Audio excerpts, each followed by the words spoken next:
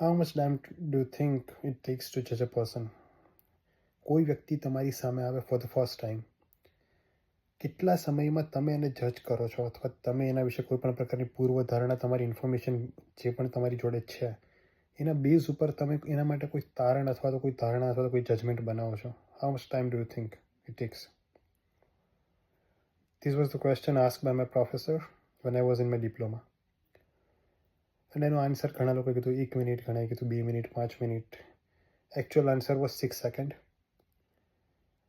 અને મને નવાઈ લાગી કે 6 સેકન્ડમાં કોઈ વ્યક્તિ તમારી પર્સનાલિટી કદાચ એ મિસજજ બી કરી શકે, but according to that survey most of the time એ 6 સેકન્ડમાં જે જજમેન્ટ અથવા તો જે પણ કોઈ પણ પ્રકારનું તમારા મનમાં એના માટે પૂર્વધારણા બની ઓલમોસ્ટ 90% એ સાચી સાબિત થાય છે.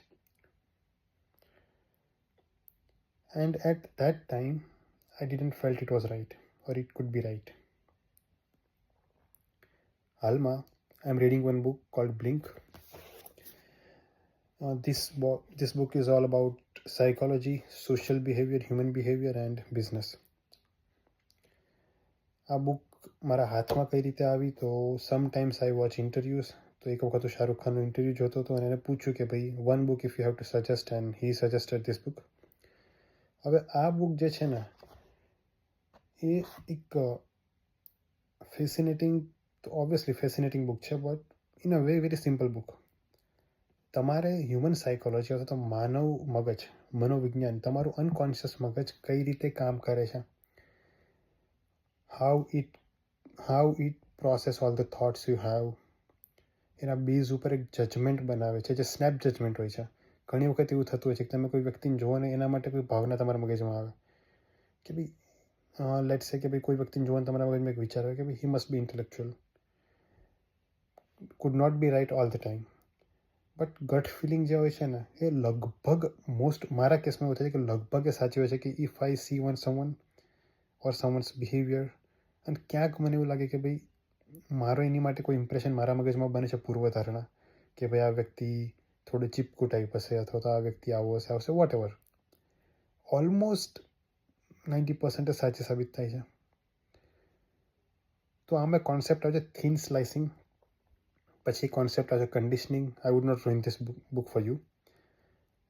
કહેવાનો ખાલી તાત્પર્ય અથવા તો આ બુક રિવ્યૂનો ઓનલી એક જ ઉદ્દેશ અથવા તો મોટી રીઝન છે, તમને સાયકોલોજી જો ગમે છે, આ બુકમાં બહુ નાના નાના કિસ્સા, બહુ તથ્ય અને તર્કના બેઝ ઉપર બનાવેલા કિસ્સા કે ભાઈ એ કોઈ મનગઢંત વાત નથી અથવા તો કોઈ હવાબાજીવાળી વાત નથી.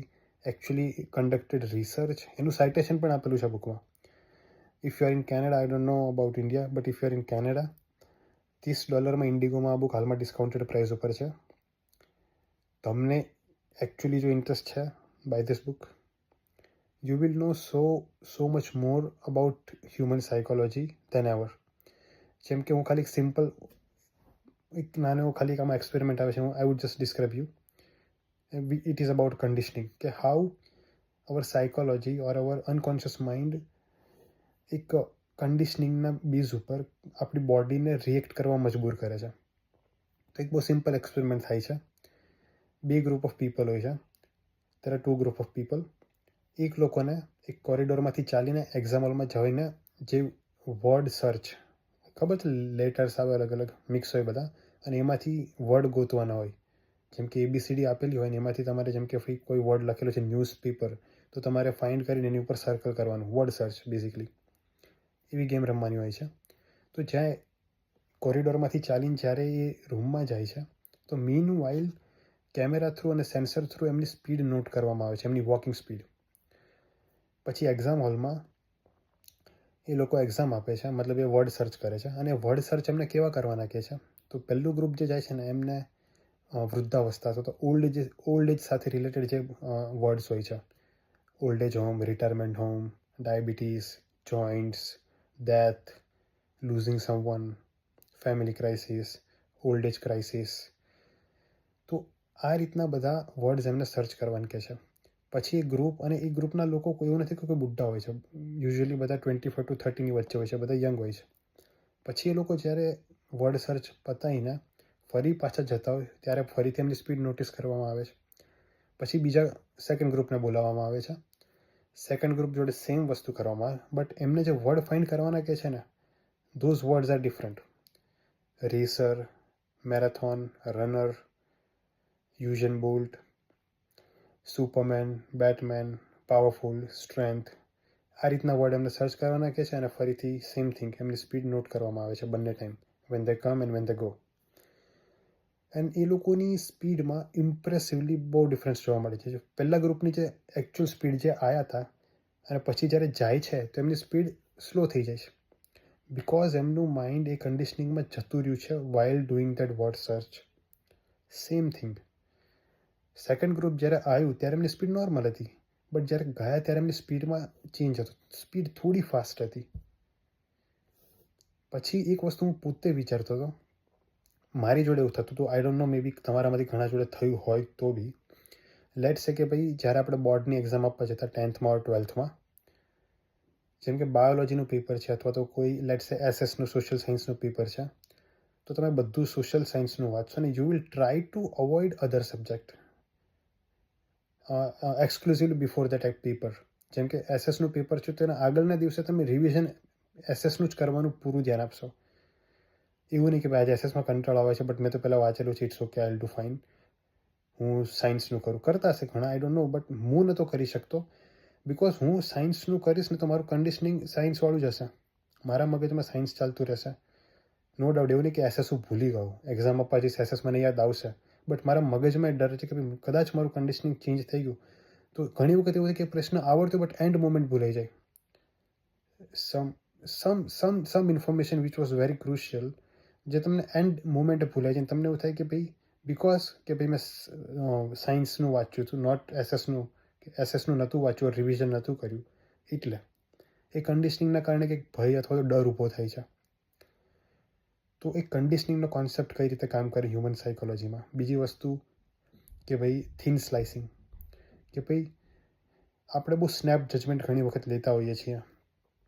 અવર gut says no to some things, right, or something it says yes. મારા કેસમાં એવું થાય છે કે ભાઈ ઘણી વખત લેટ્સ સે જેમ કે નવા માણસો મળે તો I do not get along very easily. એ લોકો સાથે હું બહુ જલ્દી મેલ મિલાપ નથી કરી શકતો, કારણ કે ઘણા લોકોની આપણે કહીએ ને વાઇબ, એ વાઇબ ઘણા લોકો જોડે આપણી વાઇબ બહુ નેચરલી મેચ થઈ જાય, ઘણા લોકો જોડે ના થાય. Even they are good people, it's not like that કે એ માણસો નથી સારા, ઇટ જસ્ટ આપણી વાઇબ મેચ નથી થતી. બટ કેમ નથી થતી એની પાછળ બી એક સાયકોલોજી કામ કરતી હોય છે, એક થિન સ્લાઇસિંગની પ્રોસેસ કામ કરતી હોય છે. સો all this concept of psychology, હું એમ નથી કહેતો કે તમે આ બુક વાંચીને સાયકોલોજિસ્ટ બની જશો, બટ ફોર શ્યોર બહુ ઇઝીલી અને બહુ સાહજિક રીતે, without forcing you the theory, without forcing you the concept of psychology and human behaviour and social science. Malcolm Gladwell, I mean for the first time I am reading his book and I became his friend. બહુ સારી રીતે book લખી છે. મે બી Canadian author છે, યા he is Canadian author. બહુ સારી. અને બુકનું નામ જે બ્લિંક જે છે ને, એનું જે ટાઇટલ, ઇટ ઇઝ વેરી, આમ કે નહીં ગુજરાતીમાં આવતું ખબર કે ભાઈ શીર્ષકની યથાર્થતા ચકાસો, કે ભાઈ જે ટાઇટલ આપેલું છે કેટલું યોગ્ય છે. તો ટાઇટલ છે બ્લિંક અને સબ ટાઇટલ છે the power of thinking without thinking. ઘણા બધી વસ્તુ કે જે તમે વિચારતા નથી but still it's in your processing, still it is going on your mind.